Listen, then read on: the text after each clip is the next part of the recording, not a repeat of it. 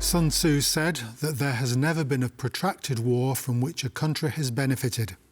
True in his time as in ours. Ukraine is entering the 4th year of a full-scale war and is in the 10th of a less than full-scale war. So, what is the state of the Ukrainian state? Join me, Jan Darash, for How We Got Here. After nearly 3 years of defending their homeland from the Russian invasion, Ukraine's leadership keeps being tested daily, whether by missiles and drones or political matters. On top of the already ludicrously long list of responsibilities Ukraine has, Washington has now called for conducting democratic elections, citing the importance of maintaining political legitimacy even during wartime. Donald Trump's cabinet isn't the only administration in the world calling for elections to be held in Ukraine, as the Kremlin echoed the call shortly after it came out of Washington. Analysts say Putin could be looking to pit the US and Ukraine against each other using the issue, weakening Kyiv's negotiating position if peace talks were to take place. Despite these calls, President Volodymyr Zelensky's focus is on winning the war against Russia, prompting him to delay any national elections until Ukraine is free of Russian troops. There can be no elections while martial law is in place. Either that or we need to change the law. Changing legislation would require one change for presidential elections and another change for parliamentary elections. While martial law is in place, it cannot happen. Despite a decline in his approval rating since the start of Russia's invasion, Zelensky remains the popular choice among the majority of Ukrainians. And, according to polls, most of the country's population agrees with his view on national elections. Among those who believe electoral processes must wait until more peaceful times is Europe, which has called on the international community to support Zelensky's efforts many times over the past few years. This is exactly why the Ukrainian president wants the EU by his side at the negotiating table.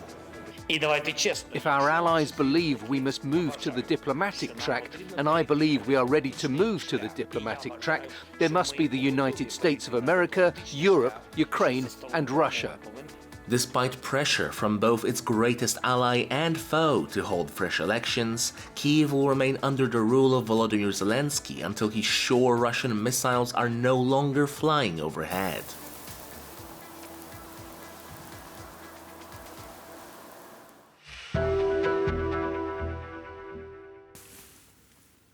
Our guest today joining us is Maria Zolkina, head of the Regional Security and Conflict Studies at the Ilko Kucherev Democratic Initiatives Foundation.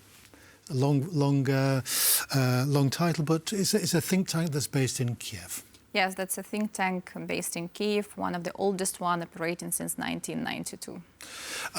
We'll come on to this call by President Trump, the newly elected president, for elections in Ukraine.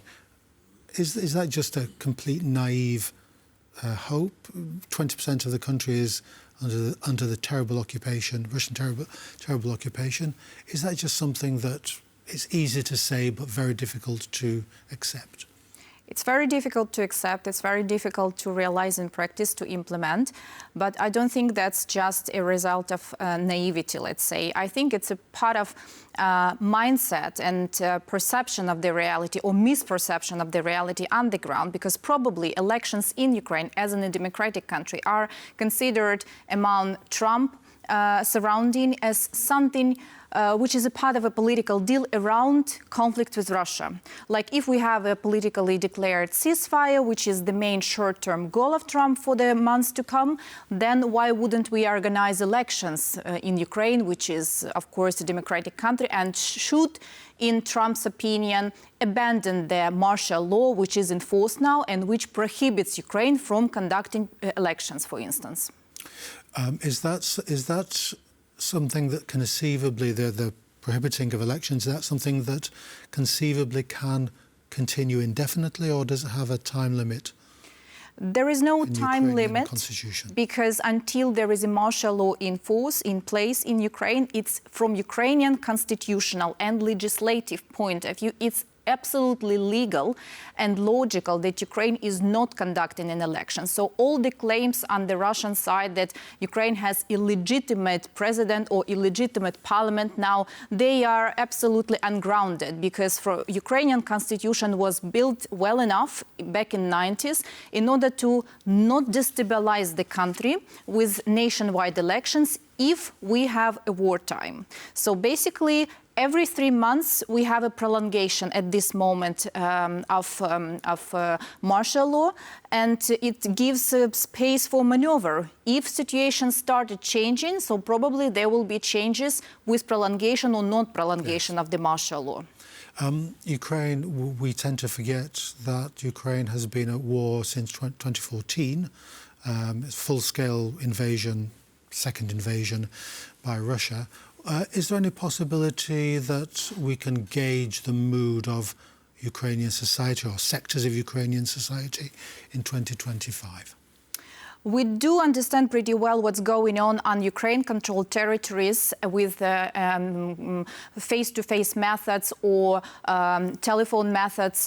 All the time we have nationwide public opinion polls, so we do understand what people want or what do people think. For instance, none of the compromises or so-called compromises demanded on the side of Russia, like to give up on the territories or give up on the people living in occupied territories, giving up the NATO membership perspective or EU membership perspective, none of these ideas has a support in Ukrainian society. Absolute majority is completely against staying after any kind of a political deal in a security vacuum with abandoning Russia, NATO membership, European Union membership, or refusing from even attempts or idea to regain control over our occupied territories. At the same time, we do have at least 7 million of Ukrainian people seeking for temporary protection, mainly in European countries, and we have less understanding representatively what do these people think. However, we do understand that all of them keep a serious connection with Ukrainian political and economic reality. Many of them continue paying taxes both in the country they work and in Ukraine. And we do understand that these people would be interested in either being nominated and running for local or nationwide elections, or they would be, in their majority, interested in voting as voters. You also mentioned the morale of the army, the armed forces. Could you tell us a bit about how they would? Is it possible to foresee a situation where these veterans, the former or even existing servicemen and women, are radicalized in some way to vote if there were an election? I do think there will be political parties which will be formed by veterans, former combatants. The only problem with elections before we are really ready for that is that majority of these people won't be physically allowed to do that, because as of now, according to Ukrainian legislation, people who are current officers or soldiers, they cannot be running candidates. They cannot participate in elections. That's the problem. However, if we have demobilization, if we have these people back in the civilian life, yes, we do expect that number of the political leaders will arise from this specific sector. Yes. Not necessarily they will be radicalized, like General Zelenskyy, the former general chief of Ukrainian army, now ambassador to the UK. He doesn't seem to be a radical one, though he is one of the most prominent faces in this military sector, let's say. The home front, we've brushed on to the diaspora, the military, and the home front. Again, can we gauge what the mood is like in the big cities and in the countries in Ukraine? I would say there is a big difference between big cities. Like if you come to Kyiv, unless you hear huge air alerts or you realize that you have to go to the shelter for at least half of the night. Otherwise, you won't realize that there is a war, basically, because businesses are running, people are going to work. Kyiv is getting crowded and crowded with every year into the large-scale war. However, when you go closer to the front line, when you go to the provinces, city, even in the very heartland of Ukraine, you will find lack of labor, lack of workplaces, huge decrease in people's incomes, which of course impacts education, healthcare, and all the public services which is provided to people there. And of course, it feeds the feeling that life is getting harder and harder, and situation will, of course, be more complicated with years to come if active warfare is not getting anywhere. So, what would the Ukrainian negotiating team actually